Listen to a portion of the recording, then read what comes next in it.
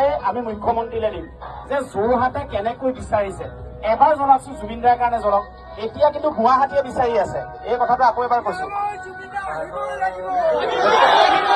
আপোনালোকে সকলোৱে মোবাইলটো জ্বলাওক আৰু মই অনুৰোধ জনাইছো ইয়াত যিমান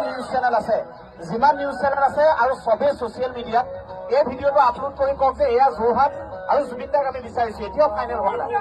গতিকে সকলোৱে জ্বলাওক আৰু সকলোকে মই এই ভিডিঅ'টো কৰিবলৈ অনুৰোধ জনাইছো সকলো নাৰী পুৰুষ ইয়ং জেনেৰেশ্যন বৃদ্ধ সকলোৱে এইটো লওক আৰু ফেচবুকত এৰক যে এয়া আমি বিচাৰিছো কিয় জানেনে অলৰেডি জুবিন দা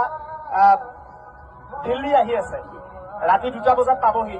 আৰু তাৰ পিছত নিৰ্ণয় হ'ব কলৈ জুবিন দাক লৈ যোৱা হ'ব ক'ত জুবিন দাৰ সেই বিচনা ক'ত ঘৰ ক'ত ঠিকনা হ'ব এতিয়াও আমি যুদ্ধ কৰি আছো আজি ৰাতিপুৱাৰ পৰা পাগলৰ দৰে আমি বাতৰি কৰি আছো জুবিন দাক ইয়ালৈ আনিব লাগে আপোনালোকে বিচাৰি আছে এতিয়াও দুৰ্বল হৈ আছো আমি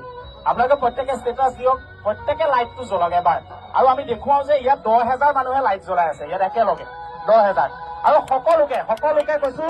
যে আপোনালোকে সকলোৱে এই ভিডিঅ'টো বনাওক সকলোৱে পেৰেলেলি ভিডিঅ'টো বনাওক জ্বলাই পেলাই বনাওক আৰু অল মিডিয়া বন্ধুক কৈছো এই ভিডিঅ'টো লওক আৰু এইটো চাৰ্কুলেট কৰিব লাগে মই অনুৰোধ জনাইছো যে ইমান ষ্ট্ৰং